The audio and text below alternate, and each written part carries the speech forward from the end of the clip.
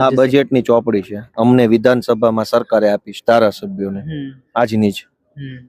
એને હું વાંચું છું કે 75 લાખ NFSA કાર્ડ ધારકોને પ્રોટીન યુક્ત કઠોળ આપવા માટે સરકાર 842 કરોડ ખર્ચો કરશે.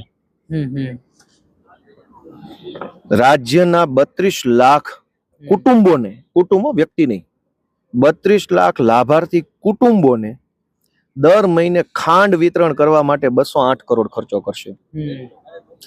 રાજ્યના લાભાર્થીઓને સિંગતેલ આપવા માટે 117 કરોડનો ખર્ચો કરશે.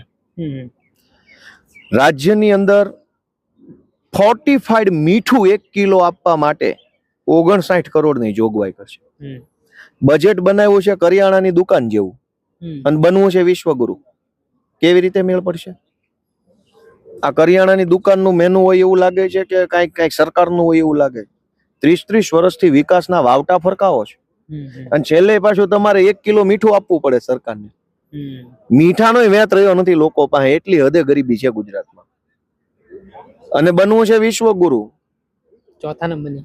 હા, ચોથા નહીં ને હું તો કહું પહેલા નંબરની બને. એમાં આપણો દેશ બને એમાં આપણે ખુશ જ છીએ, પણ મીઠા વેચતા વેચતા બનશે. દુનિયાના દેશો શું વેચે છે? કોઈ ઓઇલ વેચે છે, કોઈ હથિયારો વેચે છે, કોઈ મેડિસિન વેચે છે, કોઈ પોતાના દેશની પ્રોડક્ટ એક્સપોર્ટ કરે છે. આપણે અહીંયા મીઠું વેચીએ છીએ. કિલો ખાંડ, કિલો મીઠું, કિલો સિંગતેલ, કિલો ચણા, આ બજેટમાં લખ્યું છે.